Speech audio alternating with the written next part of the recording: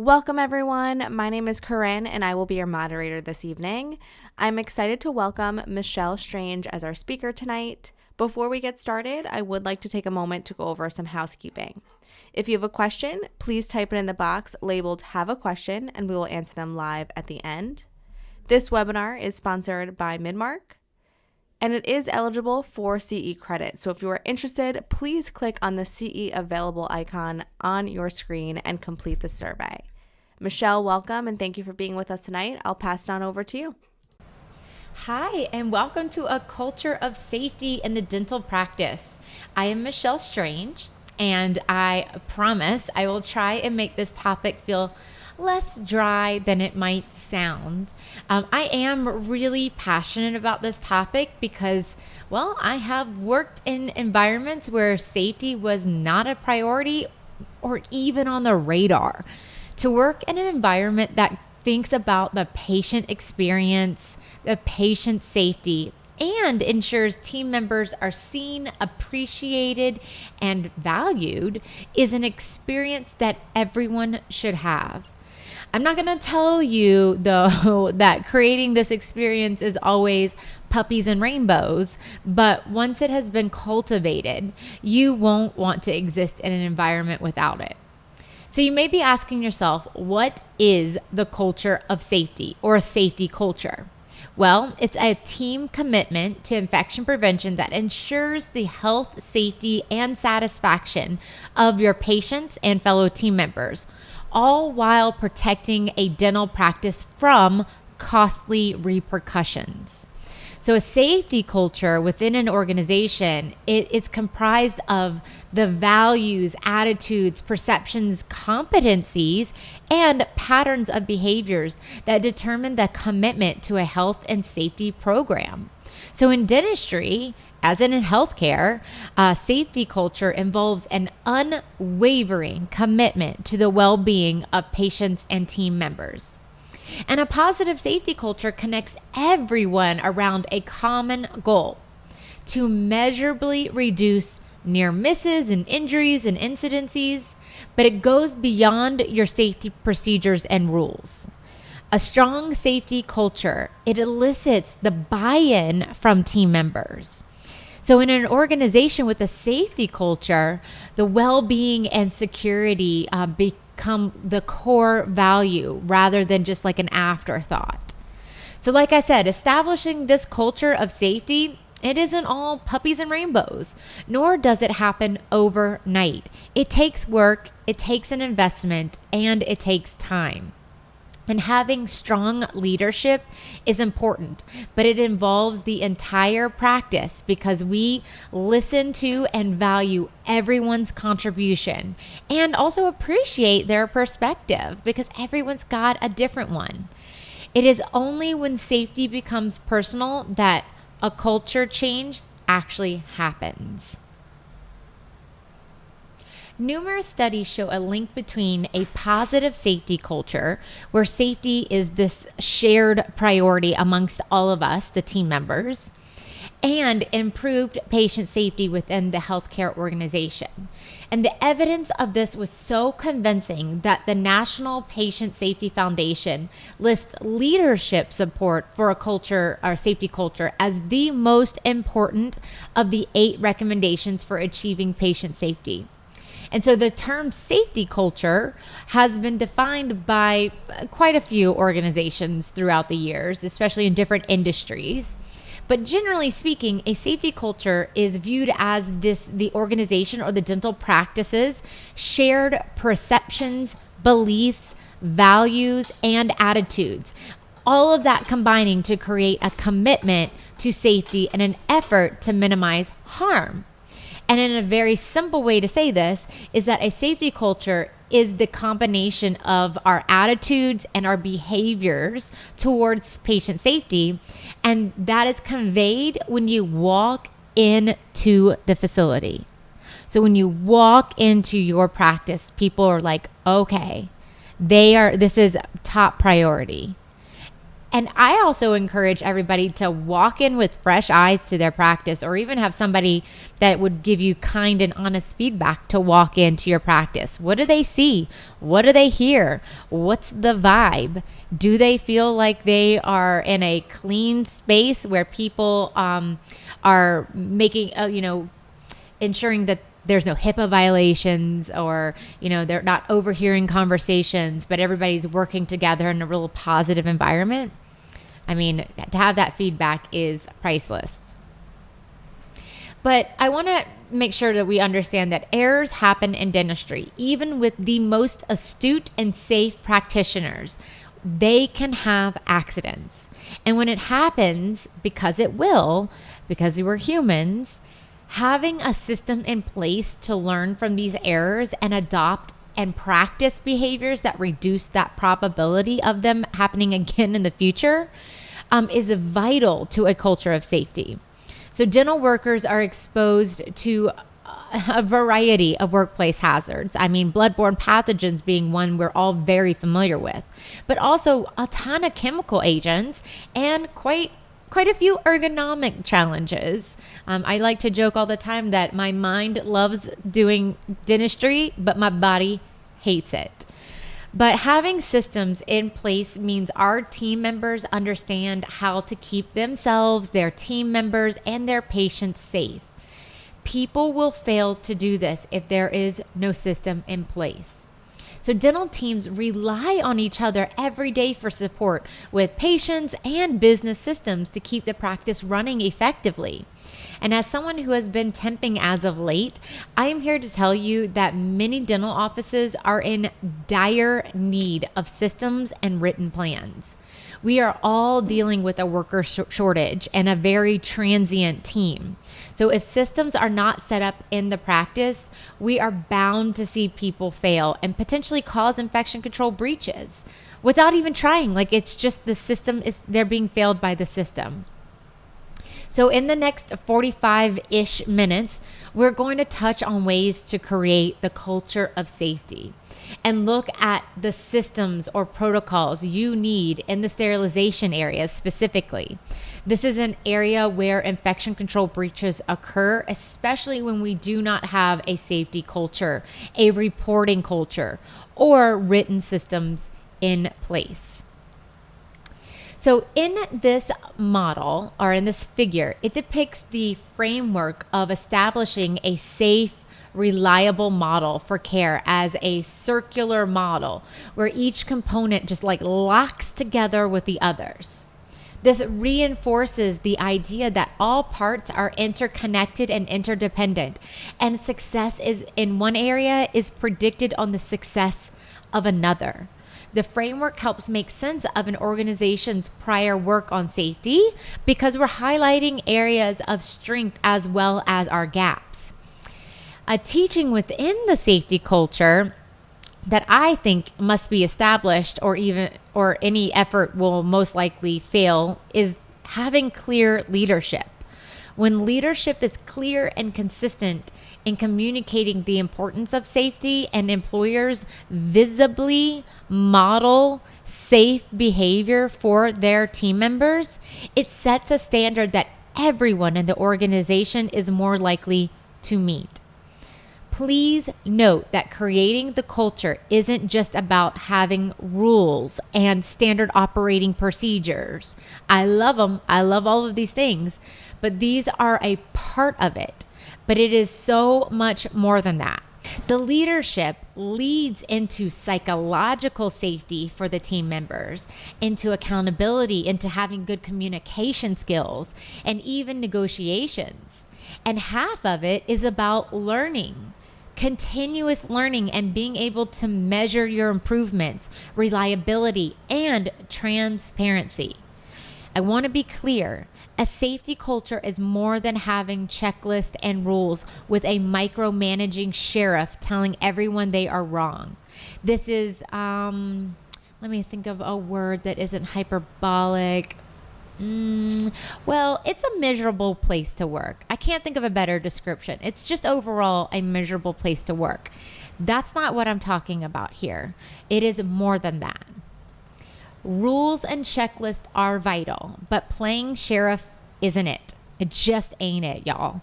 It isn't what is going to motivate people to want to create and be included in a safety culture. A safety culture succeeds when staff members themselves feel safe, not only from risk of injury or illness, but also safe to voice mistakes, their own and others. Voice concerns and voice the gaps in understanding without having a fear of blame or judgment or any unwarranted punitive action. They must feel safe to try every day to better serve patients and the practice. So our workforce is only, or our patients are only as safe as the workforce. And I think that is a critical thing that we just take a moment to chew on that. Patients are only as safe as the workforce. So psychological safety, safe from hazards like our sharps, our bloodborne pathogens, and ergonomics, as I mentioned. We are safe from being intimidated, bullied, disrespected.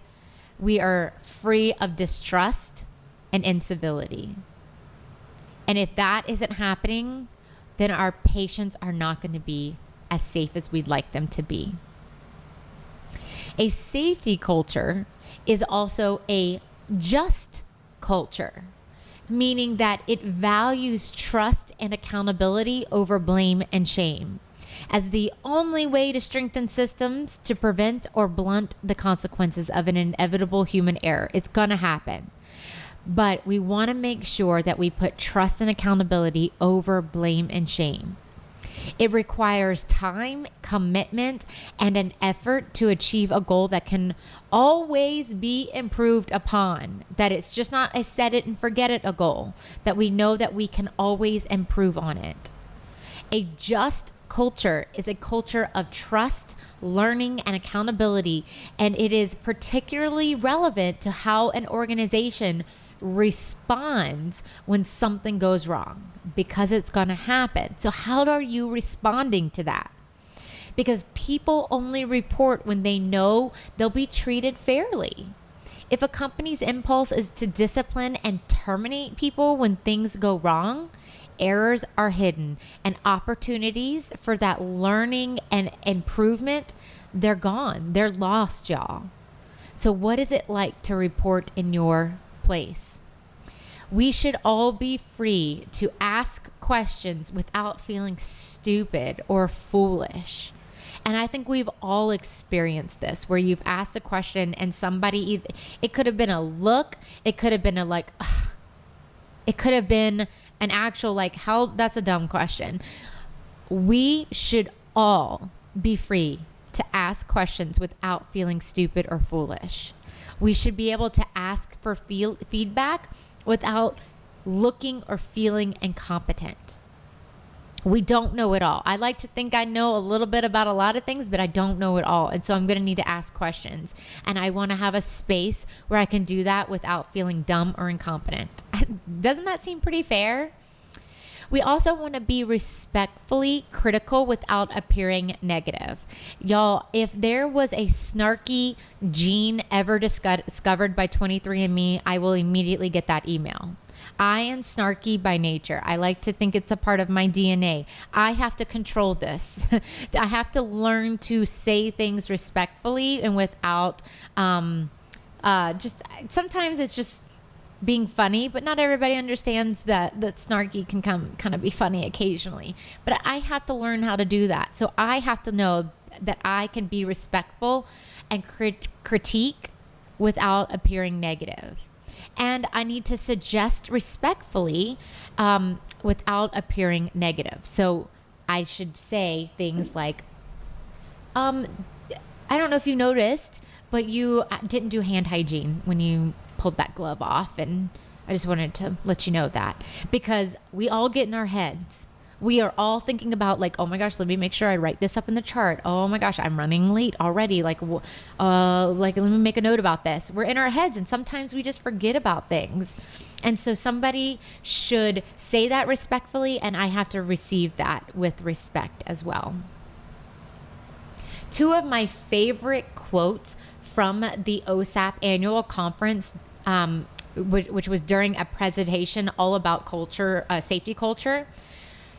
The speaker said a safety culture is recognizable, it's measurable, and it's manageable. There's always a saying out there, you can't measure what you can't manage, or you can't manage what you can't measure. That's what it is. You can't manage what you can't measure. And so you can measure and recognize a safety culture. Safety culture is not incidental. It requires planning and activation and management. And so, like I mentioned at the beginning, we want to be able to feel that culture as soon as the patient walks into that healthcare facility. Under the safety culture umbrella, there is a reporting culture.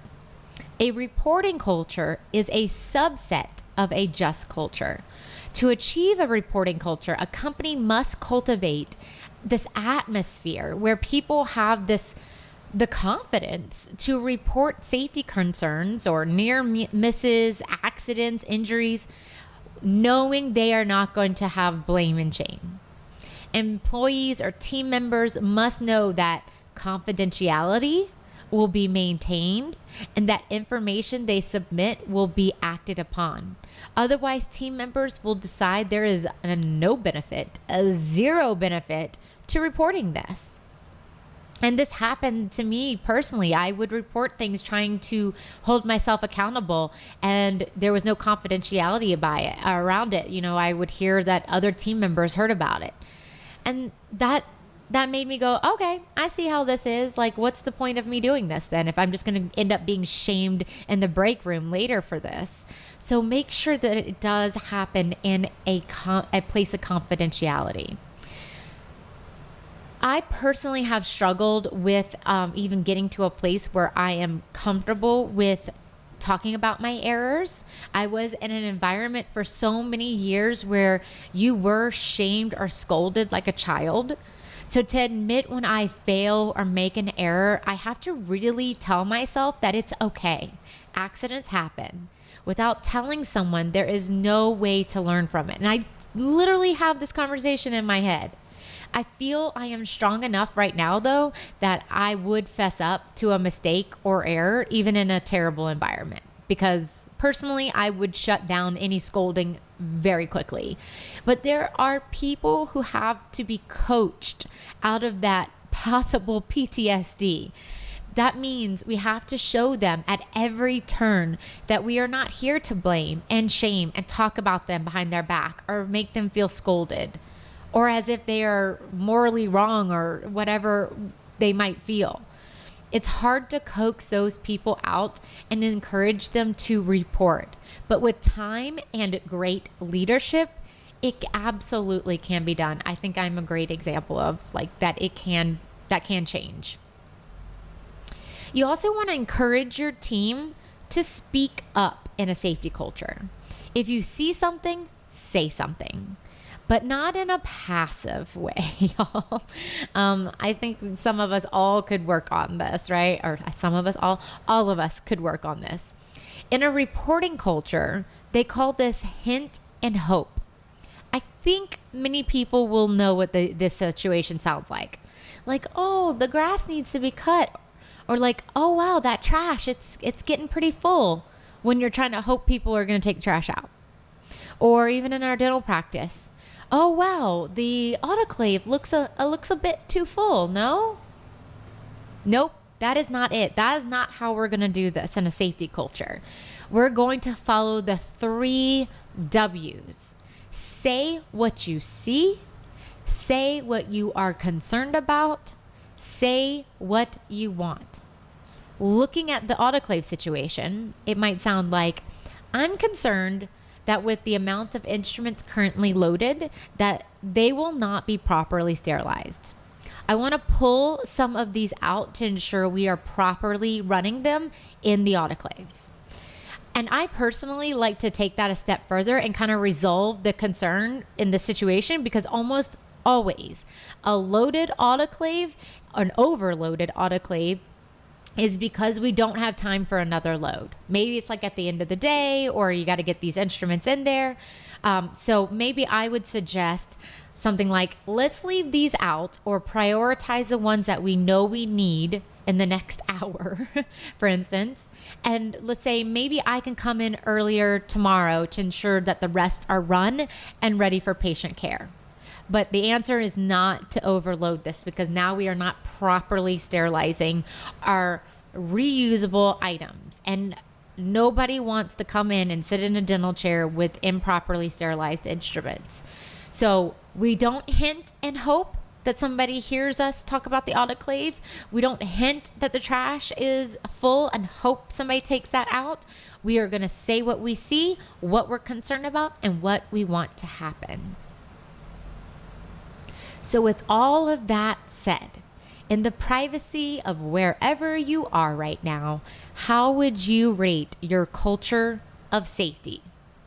If you're feeling confident and proud, maybe throw those out in the comments. Like, let's talk about that. Let's celebrate anyone out there with an active culture of safety, so that we can also cheers you, but also inspire others to know that it is possible. So for those of you who want to get that rating to a 9 or 10, you're probably asking yourself, how and where do I start? Well, I've mentioned it already, but a safety culture begins with the leader in the practice. It is a vision that cannot be imposed. It must be shared, embraced by all, and practiced. I need to see my leader practicing safety. Teamwork, a sense of cooperation, and respect for one another are also key aspects of a positive safety culture. We want to correct hazards as soon as possible, because it's important. And knowing the team members will learn from their mistakes in those moments, and then we need to seek additional education if that is actually what needs to happen. Maybe that mistake happened with, unknowing lack of education in that space. So we want to seek additional education, especially in infection control. But this has to be done in a safe space, right? Protocols and procedures must be based on sound evidence, just like everything we're doing in dentistry. We want it to be evidence-based. We want it to be standardized, so that we can make sure that we are all having continuity and consistency on our team. Communication is another key component of a safety culture. We don't want to, that hint and hope is a great example, right? We don't want to hint at it, say what we need. I need to also, as somebody receiving the communication, hear you and know that because we're in this safe space, it's not being shamed or in a presence of shame and blame. I need to accept that and keep it moving. Employees must feel free to voice their opinion on behalf of patient safety. All team members, it does not matter your position on the team, you should feel safe about providing feedback to your team and even leadership. Praise safe behaviors, recognize those unsafe behaviors, and promote that safety. That's where we start. And I did want to list off a few tips on getting started while developing or improving even a dental practice's safety culture. So first, we want to ensure that the commitment to safety begins with the leader, the owner, the management, the principal dentist, whoever that is in your facility, your practice. We want it to start there. We want to involve the entire dental team in the planning and implementation. And y'all, I cannot preach this enough as someone who has been in practices where I show up to work and there's new equipment and new protocols and they're like, this is what we're doing. And I'm like, oh, wait, it is Monday. What do you want me to do now? I had no preparation walking into this new world or practicing with this new equipment. It is frustrating. So involve the team throughout the whole process. Identify and remove hazards if you can in the dental space, or at least identify them, and let's talk about ways that we can reduce those hazards. Develop communication and feedback loops with all the team members so that we can verify whether what we're doing is actually working. Measure them. create the process changes, and actually get like verbalization on like, is this working? Because this isn't like the office where we have the suggestion box, and then when management comes in, Michael goes in and it's like, let's talk about all the things in the suggestion box. No, this is a consistent feedback loop. Openly discuss the importance of situational awareness and promote individual accountability. And y'all, for the love, assign an infection control coordinator to your practice. This is the leader of infection prevention. Now, safety culture is more than just infection prevention. It also means having protocols in place so like we don't extract the wrong tooth or something terribly egregious like that. But this presentation is about infection control. So for the love, you need an infection control coordinator to help create a safety culture around infection prevention. And this has been a recommendation from the CDC for almost 20 years, y'all. 2023 will make it 20 years.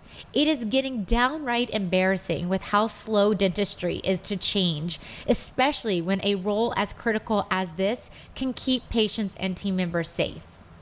So this role, if you've never heard about it, it's important in every dental practice because keeping up with products and infection control recommendations, it's so overwhelming. I am an ICC. I train ICCs. I can tell you it is still overwhelming for me sometimes. But infection control breaches create tremendous liability and potential for harm and can jeopardize your practice and your licensure. So the CDC recommends that every practice have an infection control coordinator to help prevent those breaches. Assign someone that has the oversight responsibility that can help improve compliance and provide that continuity that we all need, creating those systems so that people don't fail. And so the ICC should be a team member who shows attention to detail, willingness to learn, and has an actual interest in infection control, y'all. This is not, Rachel that comes in every day of the week, so let's make Rachel the ICC. But Rachel has no care in the world about the details of infection prevention. She's happy to do the practices of infection prevention, but she's not here to create those SOPs or standard operating procedures. So assign someone who actually cares and wants to be detail oriented in this space, not just a person that just happens to clock in every single day. SOPs, create those standardized systems.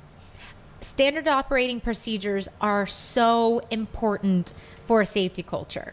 It makes sure that we are all doing the same thing. We have continuity. It is our source of truth. It is the thing that we say, well, wait a second, why are you opening the autoclave with clean hands and I open it with dirty hands? Let's go back to those SOPs and see what we should be doing. It doesn't blame anybody. It just means that we got off somewhere. Our behaviors changed and morphed into something that isn't working. And so it is your source of truth. SOPs are critical. And when I am temping, I am desperate for a set of SOPs to be handed to me.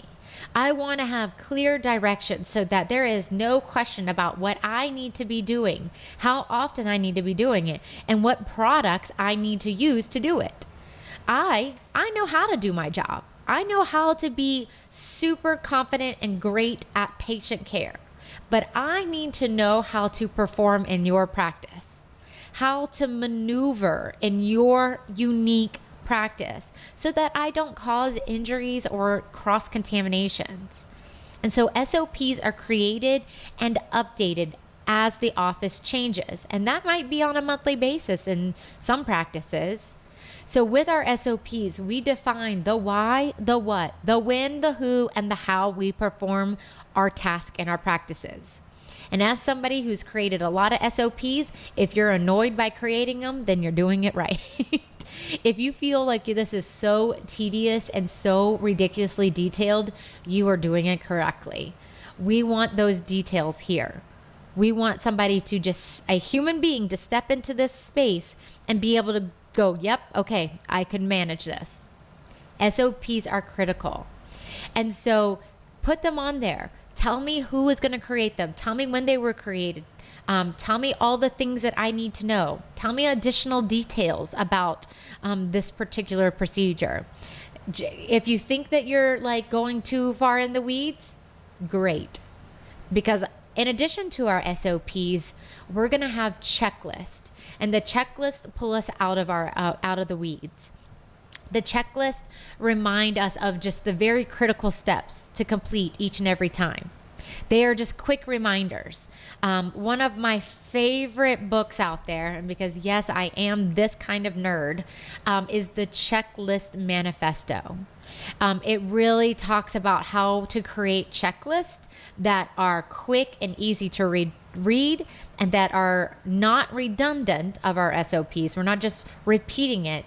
But if I'm like, wait, what am I supposed to be doing like at the beginning of the day? I can go back to that SOP to expand on it. So some of the checklists I like to make for offices are like things to do at the beginning of the day, things to do at the end of the day. What does autoclave maintenance look like? How often am I spore testing? What chemical indicators or what that process looks like for your sterilization and all your instruments? What are my weekly duties? What are my monthly duties? And I will tell you guys that as somebody who loves checklists, when I was in hygiene school, I loved it. There was a checklist for everything to make sure that we were all staying so consistent. And to graduate and go into a practice that was a wing it kind of world, it was so stressful. I promise you these checklists will help you create these systems so that people don't fail. SOPs and checklists also help prevent legacy errors. I see so many legacy errors in the areas of infection prevention. I talk about legacy errors often because I believe it is one of the major causes of infection control breaches. I don't think any of us are out here trying to create unsafe dental visits or trying to be willfully ignorant, but I certainly am not out there doing that, and I still have legacy errors. I'm not here to tell you guys that I am the pillar of perfection, and especially when it comes to infection control protocols, even though I am out here creating infection control coordinators. I make great efforts to do the right thing, but I still screw it up. And it's often because of legacy errors that I personally haven't checked in myself. So either we pick up the wrong habits and routines, or maybe we were taught the wrong way originally, or along the way we just didn't reassess our behaviors and now we're passing down the wrong things that are becoming legacy errors. Our industry is riddled with legacy errors, some minor, some pretty egregious, but we have to bring them to light without shame and without disparaging our team members. And so just quickly, if you haven't heard of a legacy error, let me just give you a brief explanation. So when we look at legacy errors in medicine, oftentimes it is because the procedure or task was not clearly defined, or the roles and responsibilities were not defined, or they were just never updated. That's another thing. So when we think of our sterilization area, maybe an example would be that you worked in an office with an autoclave that was loaded with the instruments paper side up. Then you moved to a different practice and you continued to load the autoclave the same way. No one told you that their autoclave actually requires you to load it paper side down. Now you train new team members, or a temp comes in and they see you loading the autoclave, and so they load the autoclave like that. And the instruments are just not being properly sterilized, and it's all because of a legacy error. If protocols are updated and disseminated, this could be avoided. So legacy mistakes get passed down, and this is why we need to train every year, every new hire, and train with every new piece of equipment. This is why communication and transparency is so important. Not only will it create a safe dental visit for your patients, but also your team, and you can save time and money in your practice. Unfortunately, there is a lax attitude towards creating a safe condition in dentistry, or safe conditions in dentistry. It's definitely led to several highly publicized incidents that resulted in infection and injury, and even death among dental patients and staff. In each of the reported incidents, investigators did note a failure to adhere to like safety standards, and those safety standards are set by the CDC, or the Centers for Disease Control and Prevention. Some examples of those breaches were improper instrument sterilization, lack of dental unit waterline maintenance, unsafe injection practices, and also inadequate infection prevention training and oversight. Cough, cough, lack of an ICC. So for the rest of this presentation, we're going to focus on instrument reprocessing and the sterilization center. And like, what does a safety culture, like what are the processes within a safety culture look like? So yours might look different, and even so, there are some very specific ways we need to be maneuvering in this area. So if it's a galley style, a small closet, or even just a really big, beautiful sterilization center, we are all going to be maneuvering in the same way in this space. So there's also some very common mistakes that we can discuss as a team in a way that isn't disparaging or shaming. And here are some of the errors that we often see in the sterilization area. First off, there's not a defined workflow. We don't know where do we put clean instruments versus dirty instruments. We don't understand how the equipment works, or we have those continuing legacy errors. Not spore testing, and I have sadly worked in a practice where I was like, wait, what? What? We're not spore testing? We fixed that very quickly. Not wearing proper PPE, not inspecting packages, or even using chemical indicators, and a lack of continuity in how we work in the sterilization area. That is huge, and often something I see when I do audit practices. So first off, let's look at the 5 critical steps of an instrument reprocessing workflow. First, I do want to dive into this because I would be remiss if I did not talk about proper PPE.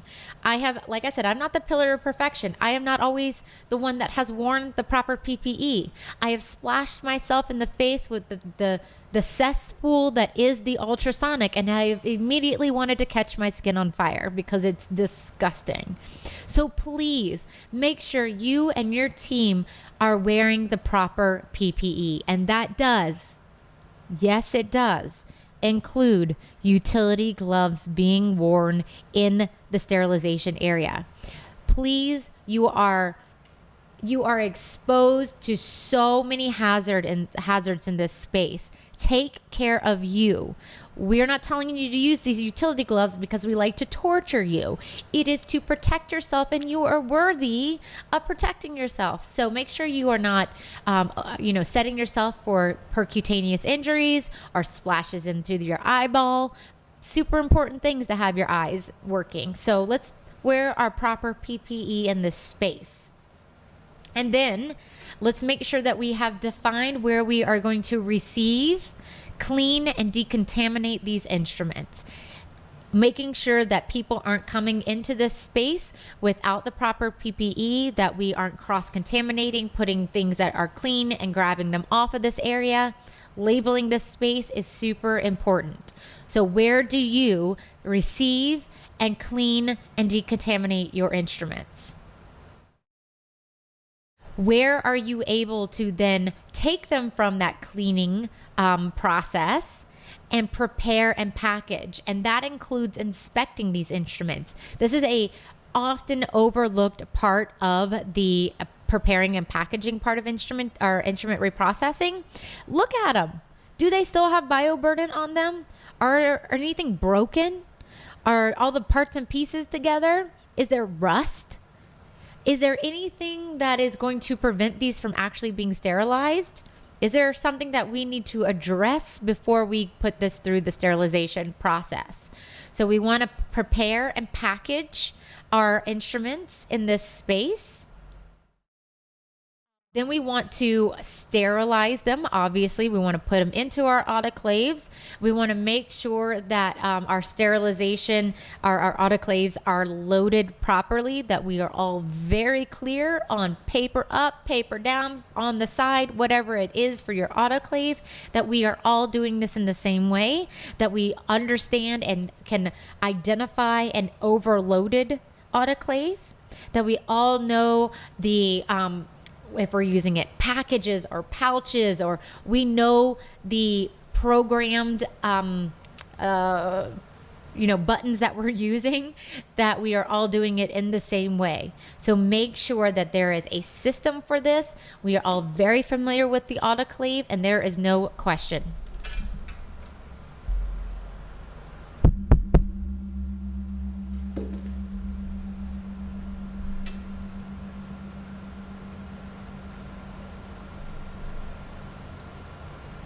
We also want to make sure that we are monitoring that our sterilizers are working. This is a vital part of the sterilization process, and unfortunately an area that I often see people get it wrong. And so when we look at how we monitor this, our sterilization practices, we are going to have mechanical monitoring, chemical monitoring, and biological monitoring.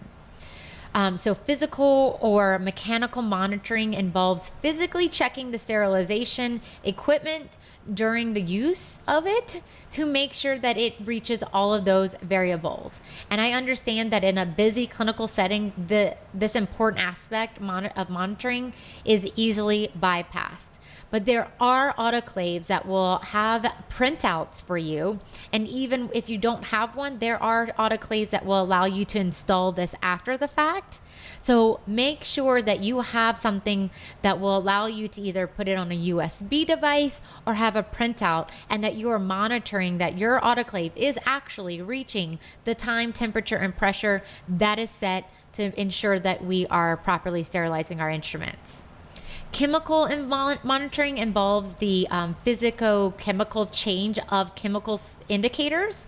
There are 6 classes of chemical indicators established by the International Organization for Standards. The monitors used in dentistry contain heat-sensitive chemicals and dyes that change color when exposed to certain temperatures. And indicators are crucial to the quality assurance program, as they confirm that the conditions required for sterilization actually have been met. And so you need to have internal and external indicators. This is very important. So that would be your class 1, which are single parameter indicators, and class 4, which are multi-parameters. And they are required in every pouch and every cassette. And again, they are required to be internal and external. And then you have the biological indicators, which are impregnated devices with non-pathogenic bacterial spores. And they are the quintessential test for sterilization. Spore testing is the only, hear me, the only process that meets all sterilization parameters. And the CDC recommends weekly use, and in some state dental practice acts require weekly spore testing. So make sure that you are doing this at a minimum every week. And the biological indicator process, it involves killing of those microorganisms, specifically these highly resistant spores. And so that is why they are the gold standard to ensure that your autoclaves are actually sterilizing your instruments. I did want to touch on that they are weekly spore tests. If you are going to be using implantable devices, we want to use the spore test with each implantable device. We want to wait for those results before we use that implantable device. And there are other, if you're not doing it every single load, which many people are not, there are things called an integrating indicator. That would be your class 5 indicator. They will help you know that you've reached your variables. They do not replace spore testing, but they do give us a lot of the same information as a spore test. There are mail-in versions and in-office versions. I tend to gravitate towards the in-office version so that we can get more real-time information, because if you think about how quickly we use instruments in dentistry, me finding out 4 days later that a sport or our autoclave is actually not working doesn't really help me out a lot, right? Like now I got to call patients in the last 4 days and let them know that we've had an infection control breach, and Lord knows I do not want to go through that. That is not a good day for anyone. So I like to use in-office spore tests personally. And then once we go through this process, we want to make sure that we're storing our instruments in places that are clean and dry, dust-free, in cabinets. If you are storing them in drawers, I like to make sure that there's a really good organization system for this, because when we are in a hurry, we tend to start tossing packages left, right, and down. And if you do that, what can happen is an instrument will poke through those packages, which means that instrument is no longer sterile and that we have to go through this whole process again. And if you only have a few of those instruments, that's super annoying. So we want to put them in drawers or put them in our storage areas in a way that doesn't require us to constantly be tossing things around to find the right instruments that we need. And when we do go through the packaging process, we want to make sure that we are using, or when we go to open our instruments, that we check to make sure those chemical indicators are turned 3 different times. So we want to make sure we do this when the packages are removed. Did they all turn?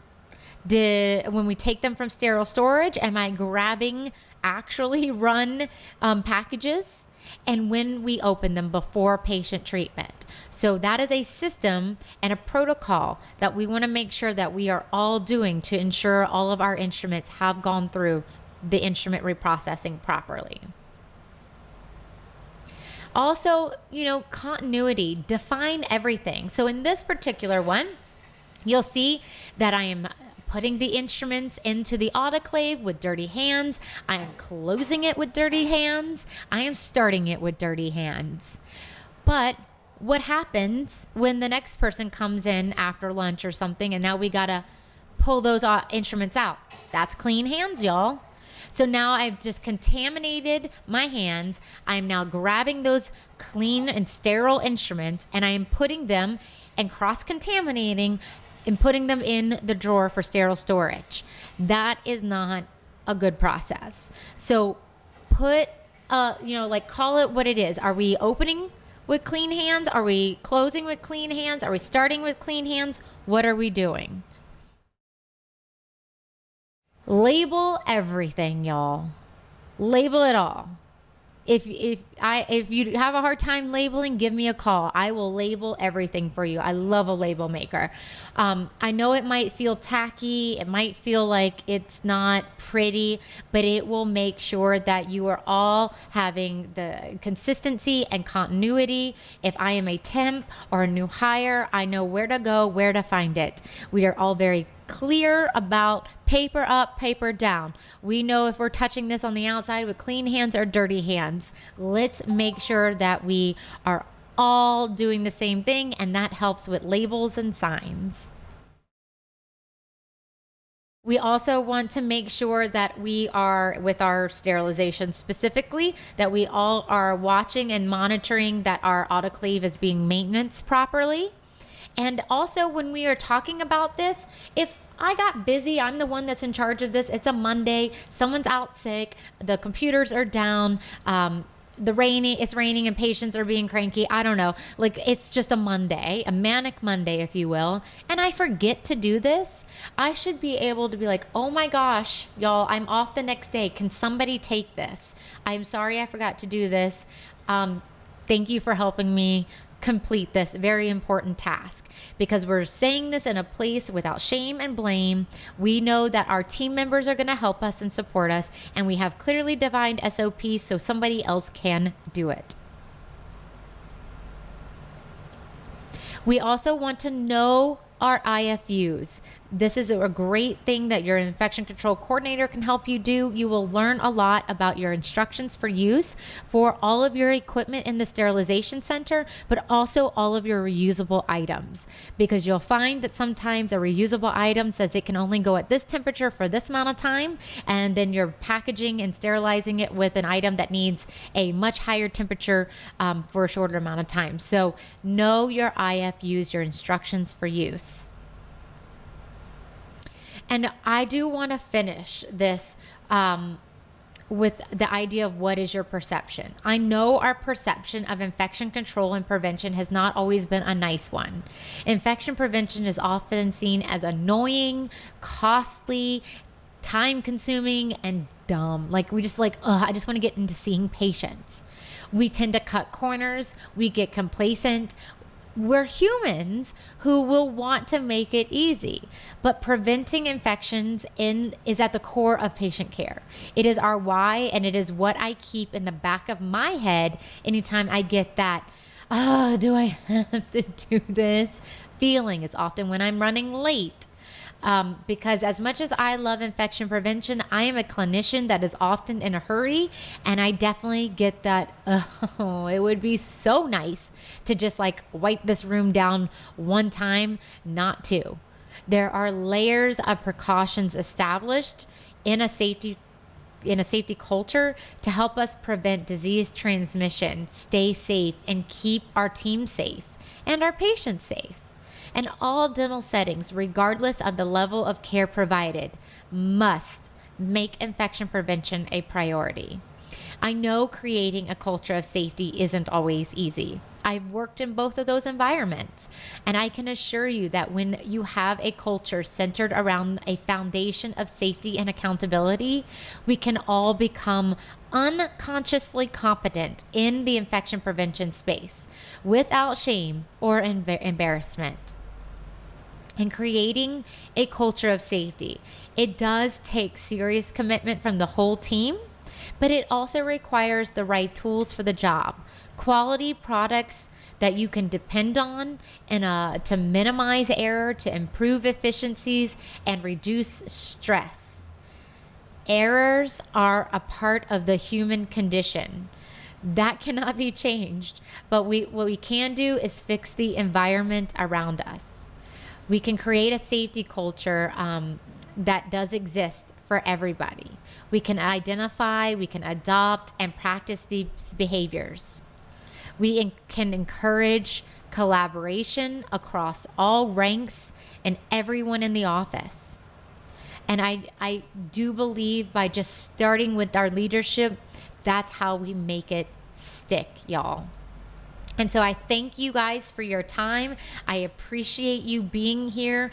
Even if you are not exactly sure how it's going to happen, this is the first thing, is learning about it. If you're not sold on it, let's talk about it more. I'm here for your questions and answers. And so thank you again for tonight. Thank you so much, Michelle, for the great presentation this evening. At this time, we are going to open up the Q&A session. So if you have a question, please type it in the box labeled "Have a Question" on the right-hand side of your screen. One of the questions that we've seen is asking if we recorded tonight's webinar. We did record tonight's webinar, and we'll email the recording out sometime in the next week. But if you have any questions for Michelle, please type it in the "Have a Question" box on your screen. And she is here live with us and will be happy to answer them. Kathleen is asking about wet bags. I assume that means the bags coming out of the autoclave, if they are wet or not. And in my experience, I've seen a few reasons for that. One is that the instruments are actually not being dried before they are bagged and put into the autoclave. And the thing is, with a lot of autoclaves, they don't want your extra moisture. Like, they got the steam, they got the moisture, they got it handled. So you really want to dry off your instruments really well before you're bagging them and putting them into your autoclave. Also, overloading the autoclave so that they cannot dry properly is an issue. placing them in the autoclave in the incorrect way. So maybe your autoclave wants to have paper down and everybody's putting that paper up. Also, not going through the dry cycle fully, or having an actual maintenance issue with your autoclave. So I would suggest kind of starting from the top there and checking to make sure your instruments are going through the autoclave or going into the autoclave dry, that it's not overloaded, that you're loading it correctly, and that there's no maintenance issues, and that nobody is popping that door open before the dry cycle is done with. I think that's it. All right. Great. Questions are coming through. Thank you, everyone, for submitting questions. Please feel free to keep submitting them. Next question is from Suzanne, who asks, what's your favorite resource for new ICC besides OSAP? Well, this is definitely a plug for my world, which is Level Up Infection Prevention. I have created a company that has digital courses that is meant specifically for the infection control coordinator. I do believe that this role is just so important, but because when we go to these conferences or we take webinars, like you hear your hour or 2 hours that you need for your CE, and you're just like, I actually don't know where to start. So I created that so that kind of help you go through the how-tos of getting started as an infection control coordinator. I think OSAP is like the mothership for infection prevention. And then OSAP and Danby also have a certification. So I am now certified in infection control through them. And so they're also a great resource as well. Great, thank you. Kathleen just followed up and said, yes, wet bags coming out of the autoclave. Do you have links to proper autoclave procedures or how to the IFU? I'm not sure if I'm saying that correctly. You are, the IFU, the instructions for use. So that would definitely be coming from your manufacturer. So for instance, if you're using a Midmark, you can go to their website and get those instructions for use. And, you know, I would keep them next to your autoclave as your source of truth. And that way you can always refer back to it. If you are having any issues, you feel like you're doing all the right things and you're still having issues with your instruments coming out wet, I would definitely call in a maintenance person from whomever you work with, like Henry Schein, that would have somebody that would come and check that for you. Thank you. All right. Next question is from James, who asks, paper up or paper down? Can you elaborate?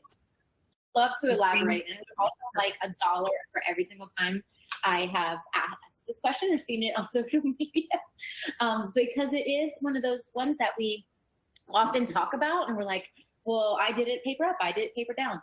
It is specific to your machine. It is specific to your autoclave. So break out those instructions for use that you can get from the manufacturer and see what it says. And I have also worked with, let's say, a Midmark where one was paper up and then the next was paper down. So even within the same brand, it could potentially be different. So I know this, it feels like, oh gosh, I gotta go like do homework. I just want a simple answer. And I wish I could give that to you, but it is very specific to your piece of equipment. Right, thank you. Our next question asks, what could cause rust in the autoclave? That is actually a question I don't think I have a good answer for. Maybe there's water sitting too much and it's not like evacuating the water properly. That would be something I would actually call the manufacturer and ask about. There's quite a few manufacturers where I annoy them routinely. I'm like, I need this cleared up for me. So they have customer support. So I would definitely connect with your manufacturer. Thank you. Okay, Heather asks, so many people also don't seal the pouches correctly either. Best way to approach? Yeah, there's a lot of like double folding where we are not folding at that perforated margin on the pack or the pouch, and that doesn't allow for proper sterilization. I think that is where you should have these team huddles or team meetings where we discuss little items like this.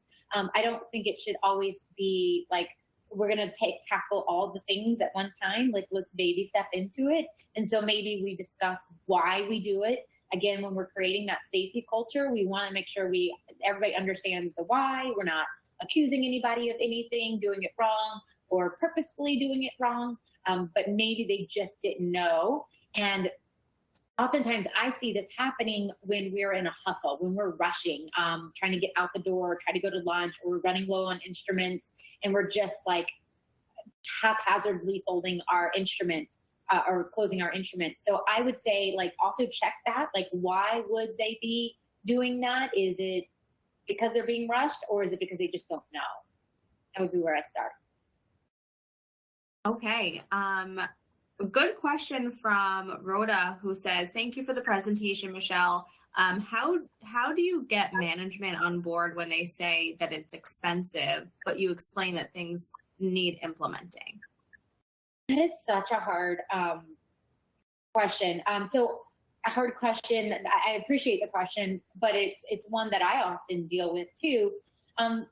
There's two ways that I would approach this. There's something that I also practice within patient care called motivational interviewing. And that's really kind of asking open-ended questions to get to the root of the situation. So maybe they don't understand where they could benefit, and it would actually end up saving them money because their equipment would last longer. They'd have a lot less. I heard a rep call them Dr. Down days, when like your suction stops working and you got to have suction to work, right? Or your autoclave goes down. Maybe they don't understand how those could create a very costly situation.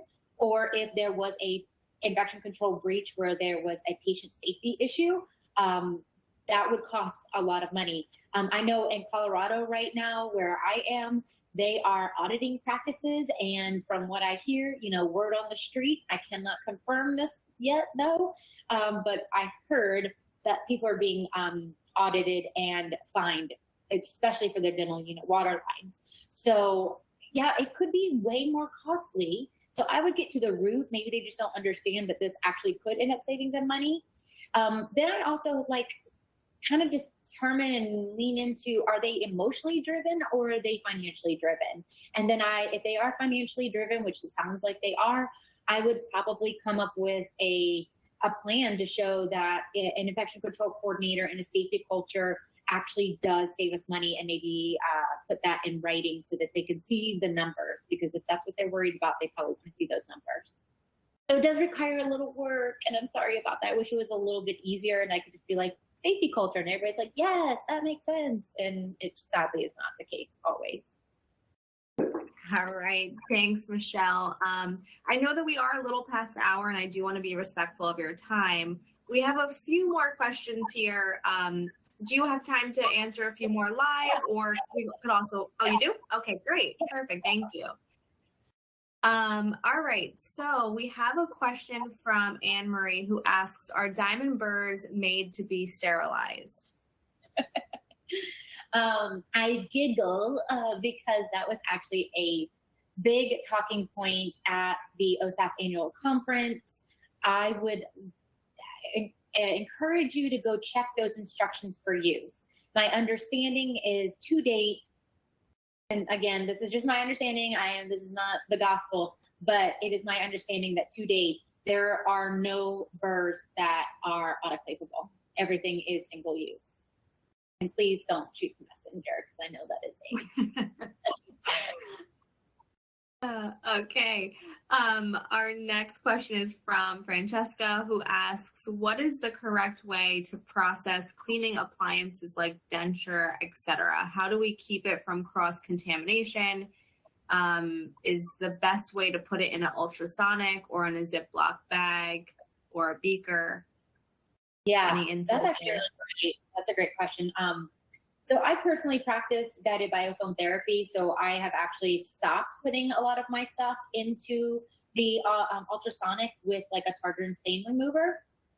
So I clean them chair side. But I have coached a few offices and personally worked in an office where we had a beaker and we double bagged just to make sure that, so we kind of kept the beaker with its own solution, like a water, so that it didn't rattle in there. And then we had it floating in the ultrasonic, so it wasn't technically in the cesspool that is the ultrasonic water. And then we had it double bagged. And what we would do is a lot of times we would have help. Like I'd have somebody like open the first bag and I'd grab the second bag with clean hands. And then I would rinse that clean bag out without putting my hand into it necessarily. So if you could picture this with me, I'll try to use my words clearly here, but I would only touch the outside of the bag. So I'd rinse and dump, rinse and dump to get it nice and clean. I'd maybe put some mouth rinse in there to freshen it up. And then I would hold the guard or partial or denture and kind of pull the bag back and then gently place it on the table without trying to drip anything on there. Almost as if we were like opening our sterile instruments and just like letting them drop onto the tray. If that doesn't make sense, I will try to clean that up a little bit. But I like the beaker with a little water in there inside the ultrasonic, away from that water, with the double bag, and making sure that we are trying to use just clean hands on the outside of the bag and never touching it unless we have absolutely clean gloves on. All right. Thank you for your insight there. We have two more questions. One from Tyler, who asks, should a class 5 integrator be used every cycle or the first cycle of the day only? So I would say best practices. I don't know. I struggle with, I feel like best practices to me are minimum, but I would say best practice would be every single cycle because they are making sure that that particular one is meeting the same variables as a biological indicator. Now, we don't have the scores like we have in a biological indicator, but a class 5 integrator would be able to give you similar information if something were failing every single time. I think they have to go in, I say have to, they really, really should go in if you have any implantable devices or surgical items that are being sterilized. But for your everyday items, best practices, I would say every single load. All right. And our last question is from Heidi, who asks, how are polishing rag wheels sterilized? I would definitely, again, go back to manufacturer's instructions for use. Those are your true sources of truth. In the ones that I actually worked with, it's been a few years since I actually sterilized one specifically, but they had to be cleaned. We cleaned them with like soapy water. So we did not actually put them into the ultrasonic. We cleaned them with soapy water. We fully dried them, and then we bagged them and put them into the autoclave. So the thing with the rag wheels is that a lot of times they will go in wet. And if we, like I just mentioned earlier, like autoclaves don't want your water. They got their own. So they don't want their instruments and things going in there. So fully dried is best. But definitely go back to your instructions for use. Thank you. And our last comment was just from Kenneth, who says, great presentation. So thank you so much, Michelle, for the presentation and for answering all these questions. It's really appreciated. Absolutely. Thank you. And I hope you guys enjoyed it. Absolutely. We did record tonight's webinar, and we'll email the recording out sometime in the next week. So if you want to refer back to Michelle's presentation or any of the questions answered, you certainly can. We also would appreciate your feedback via our survey that will pop up on your screen shortly. Thank you all for joining us. We look forward to seeing you on future webinars. And thank you so much again, Michelle, for the great presentation this evening. Thank you.